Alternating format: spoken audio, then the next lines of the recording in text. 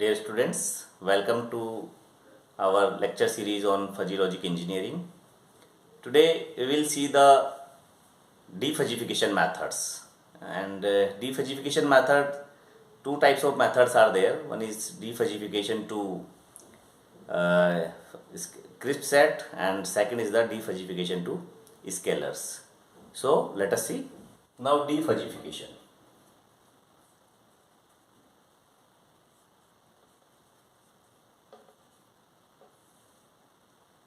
In the previous lecture, we have seen that what is fuzzification and what is defuzzification. So, in the defuzzification, we convert the fuzzy quantity into crisp quantities.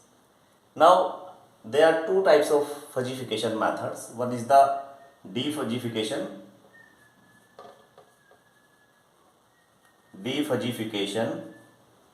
to crisp sets, and defuzzification to scalar quantity. So let us discuss one by one. So coming to defuzzification to crisp sets. So for this,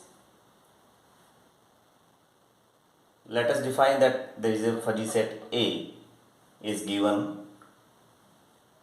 and then we define the lambda cut sets. Lambda cut set, or sometimes it is called alpha cut set also.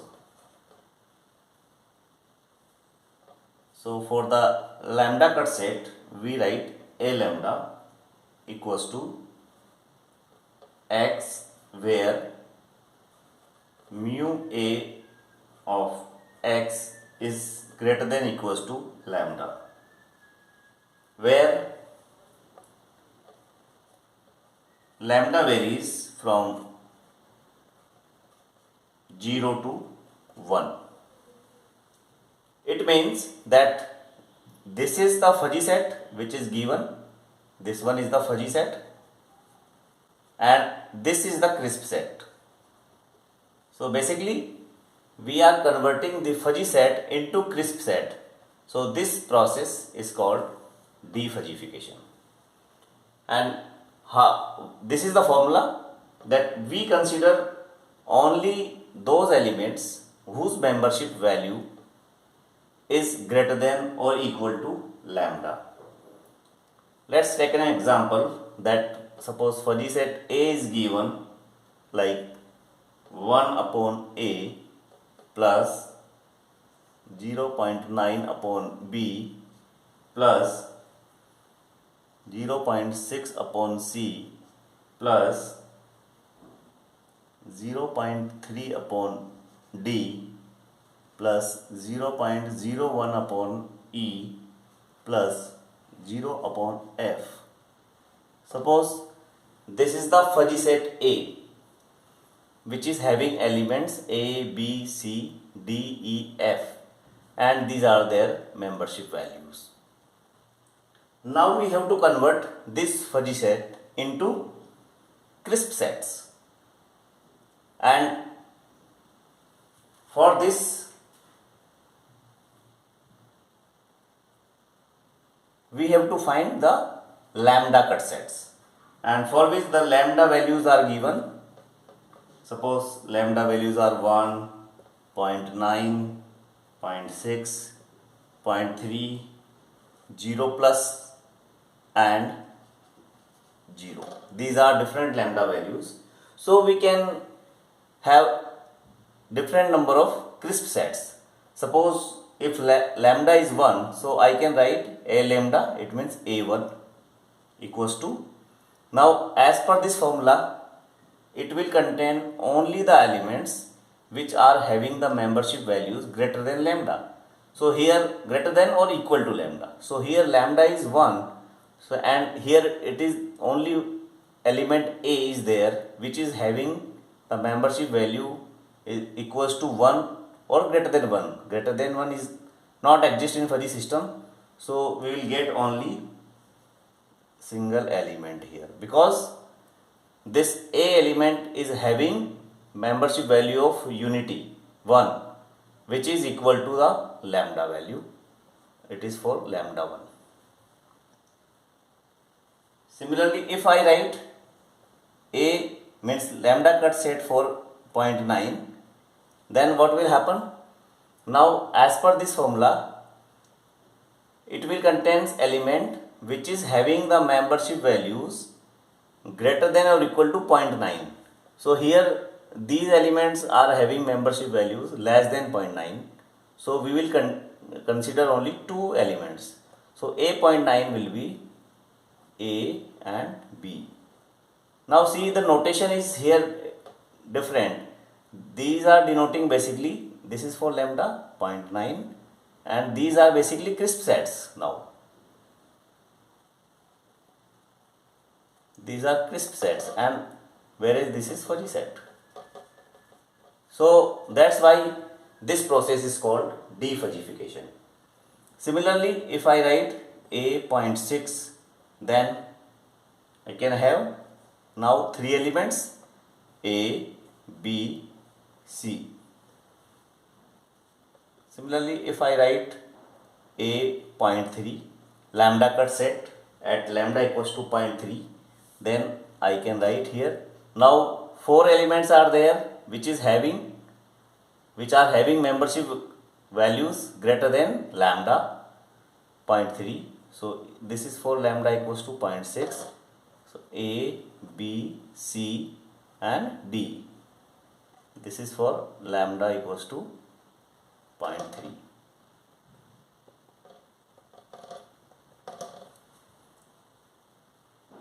Similarly, if I write A0 plus, A0 plus means just above small value greater than 0. So here it is greater than 0, just a small value. So I can write A, B, C, D, E if lambda equals to 0 plus.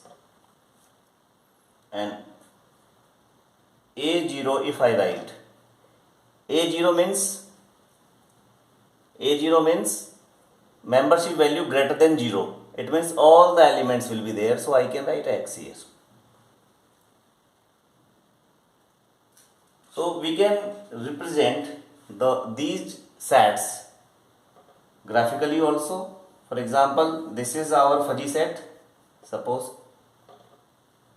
and it is having different elements like A, B, C, D, E, F.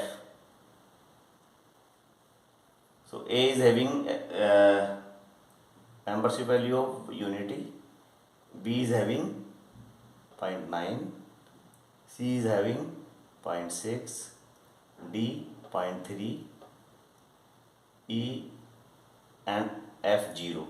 So this is, and here it is mu, and here you can write suppose X. So this is our discrete fuzzy set A. But when we represent these crisp sets using the same representation, so I can represent, now these are the, so I will represent here from the characteristic function. Here it was a fuzzy set, that's why it was represented using membership notation, and here it is for characteristic function.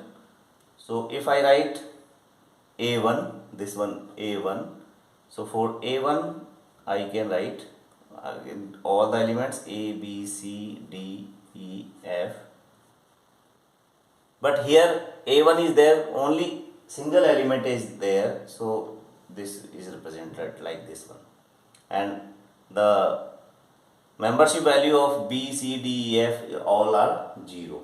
Similarly, if I represent suppose A.6, then characteristic function, and here A, B, C, D, E, F. So in A.6 three elements are there, so we will write A, B and C, and rest are 0. Similarly, if I write A0, suppose, so characteristic function A0. So again here A, B, C, D, E, F. So here we can see that all the elements are there, A, B, C, D, E in 0 plus, and in A0 X means universe, all the elements are there. So all the elements we can represent by the unity membership value, because in crisp set only two cases are there. Either elements is there, then membership value is 1, and either elements is not there, then here, so it is 1 1 1 and 0 0 0, 1 here and remaining are 0.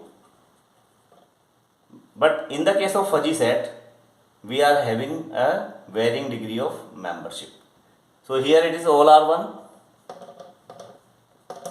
So in this way we can convert the fuzzy set into crisp set. Now next is the second one is the defuzzification to scalars.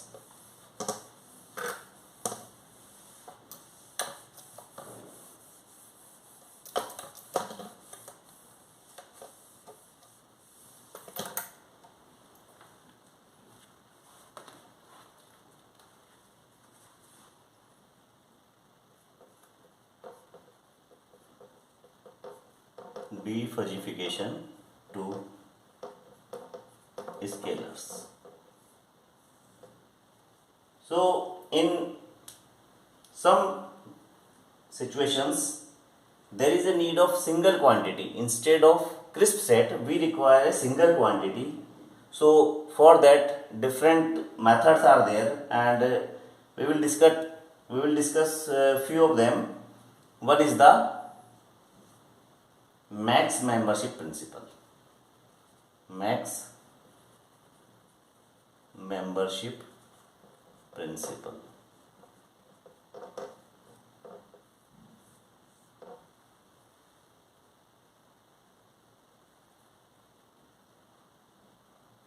This is also called height method.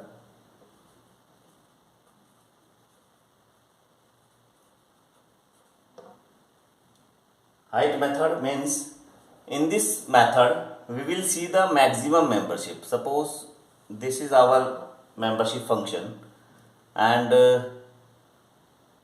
let's suppose this kind of membership function is there.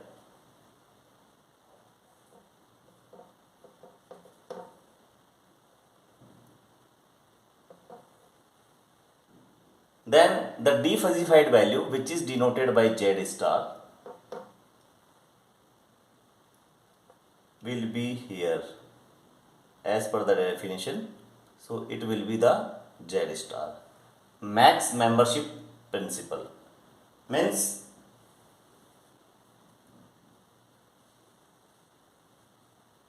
we will get the defuzzified value at the place where there is a maximum membership. But this type of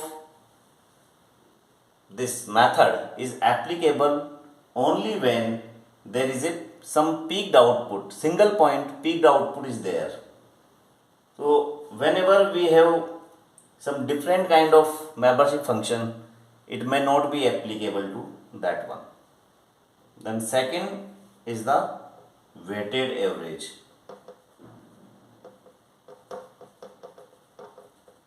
Weighted average method. In the case of weighted average,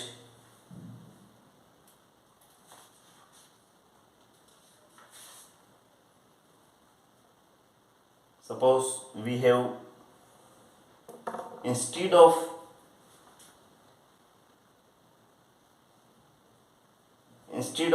peaked type of waveform, suppose we are having different certain kind of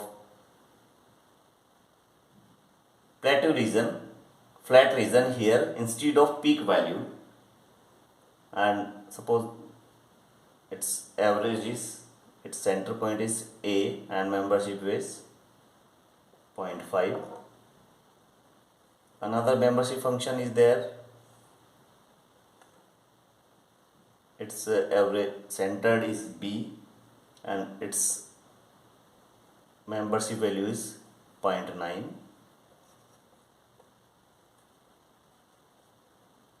This kind of membership function is there.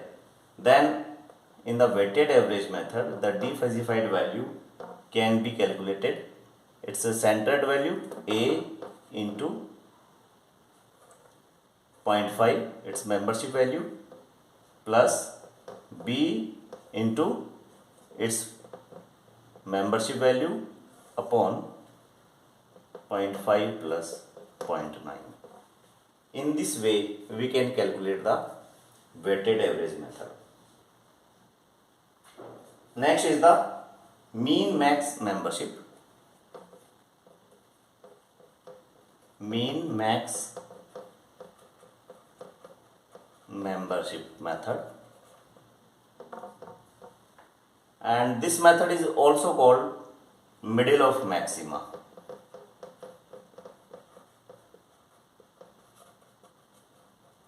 Middle of maxima. So in this method, we will see that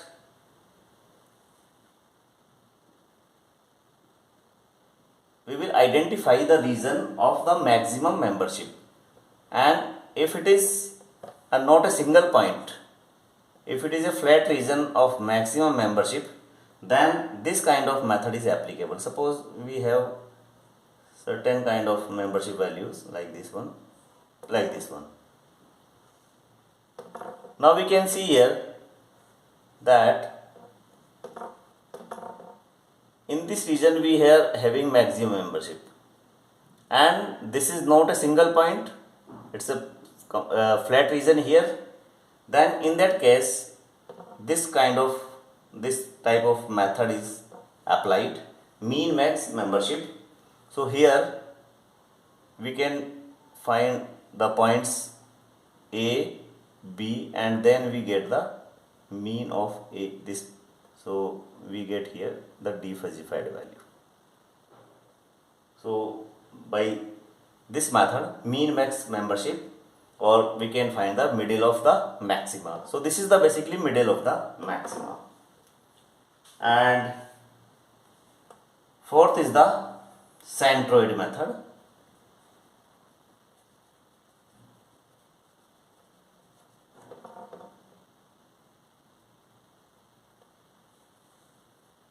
Centroid method, we will discuss this method in detail. Basically, this provides a real centered value like center of area, as well as and center of gravity. We will take some examples on centroid method in the next class, that how centroid method we can apply to different kind of membership functions, and how the defuzzified value can be calculated.